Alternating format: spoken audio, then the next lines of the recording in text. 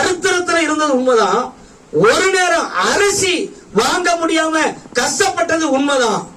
நான் ஒரு காலத்துல முழு நேரம் உழைத்துக்கு வந்த புதுசுல கிட்டத்தட்ட ஒரு 24 வருஷத்துக்கு முன்னால அந்த 6 மாசம் ஒரு ட்ரைனிங் பீரியட் மாதிரி மிலிட்டரியில எப்படி ஒரு 6 மாசம் கடுமையா ட்ரைனிங் கொடுப்பாங்க. ட்ரைனிங் எடுக்காத போய் பாகிஸ்தான் பார்டர்ல விட முடியுமா? அவன் துப்பாக்கிய பார்த்தாலும் அவனே என்ன செஞ்சிருவான், காலி ஆயிடுவான். அப்போ அவனுக்கு ட்ரைனிங் கொடுப்பாங்க. நடக்க, ஓட, மலையில ஏற, தூக்க முடிக்க, நல்ல சாப்பிட, பட்னியா இருக்க, எல்லாத்துக்கும் குளிர்ல கிடக்க, எல்லாத்துக்கும் வெயில்ல அலைய, எல்லாத்துக்குமே ட்ரைனிங் கொடுப்பாங்க. கைனால, முட்டுனால, கால்னால நடப்பதற்கு எல்லாம் சொல்லி கொடுப்பாங்க. கடும் ட்ரைனிங் கொடுப்பாங்க. அது கமாண்டோ படைகள் மாதிரினா அதிகமான ட்ரைனிங் கொடுப்பாங்க. அவன் இப்படிப்பட்ட நாட்கள் மாதிரி இந்த ஊழியக்காரங்களையும் முழு நேரம் உழைத்துக்கு வரும் பொழுது என்னை பொறுத்தளவு நான் அந்த அனுபவத்தை கடந்து வந்தனால சொல்றேன். ஒரு 6 மாசம் பயங்கரமான ட்ரைனிங் பீரியடு. எங்க வீட்டுல என்ன நடக்குன்னு யாருக்கும் தெரியாது. ஆனா உயிரோட இருக்கும், உழைத்து போறோம், எல்லாம் ஜம்முன்னு போறோம். அல்லேலூயா. அப்பவும் அப்படித்தான் சோத்திரம். அப்போ ஜம்முன்னு போறோம் பாருங்க. அப்போ ஆண்டவருடைய நாமத்தினால ஊழியம் நடந்துச்சு. ஆனா எங்க பர்சனல் வாழ்க்கையில ரொம்ப கஷ்டம். அன்னன்னைக்கு ஊழித்து போயிட்டு வந்து நிறைய இடத்துல ஊழித்து போற இடத்துல வந்து அந்த காலத்துல எங்களோட நம்மளோட ரொம்ப கஷ்டப்பட்டவங்க இருந்திருப்பாங்க. அந்த காலத்துல நம்மளும் கஷ்டம் தான் பட்டோம் ஒரு 25 வருஷத்துக்கு முன்னால. அப்போ நிறைய பேருக்கு காணிக்க கொடுக்க வாய்ப்பு இருக்காது. ஆனா ஆண்டவர் கிராமத்துக்கு போயிருவோம். சில இடத்துல கடுக்காப்பி கூட கிடைக்காது, ஹோட்டல் இருக்காது, காசு இருந்தாலும் ஹோட்டல் இருக்காது சில கிராமத்துல. அப்படியெல்லாம் கஷ்டப்பட்டிருக்கோம். அது போல வீட்டுக்கு சரி மறுநாளைக்கு நம்ம சாப்பாடு சமையல் பண்ணுவதற்கு அரிசி இருக்காது. அப்ப ரேஷன் அரிசி வந்து 3 ரூபாய்க்கு வீட்டுல வந்து விலைக்கு எடுப்பாங்க, 8 ரூபாய்க்கு விற்பாங்க. நம்ம மோகண்ண கடையில கூட நான் வாங்கியிருக்கேன். உங்களுக்கு அதனால எனக்கு ரொம்ப ஞாபகம் இருக்காது, ஞாபகம் இருக்குன்னு சொல்றேன். 8 ரூபாய்க்கு விற்பாங்க. அவங்க கடையில மட்டும் நிறைய கடையில வாங்கியிருக்கேன். கோழி விடுற முட்டை உடட்டுன்னு வெயிட்டிங் பண்ணி முட்டை விட்ட பிறகு அதை எடுத்துட்டு போய் நம்ம பெந்தகோஸ் கடை பஜார்ல உண்டு பாத்தீங்கன்னா அடைக்கல இருக்குல்ல, அங்க போய் கொடுத்து அந்த காசை வாங்கிட்டு வந்து அதுக்கப்புறம் நாங்க ஊழித்து போன நாட்கள் எத்தனையோ உண்டு. அல்லேலூயா.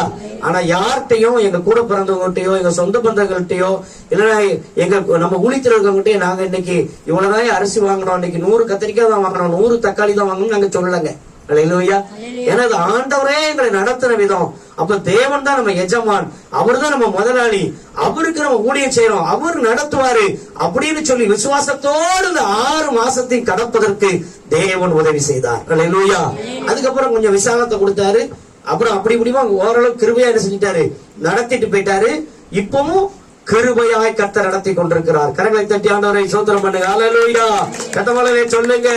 அப்போ இந்த நாட்கள்ல நம்ம பொதுவா நம்ம பார்க்கும் பொழுது தேவ பிள்ளைகளாகிய நமக்கு வேற என்னது உலகத்துல வேணும்?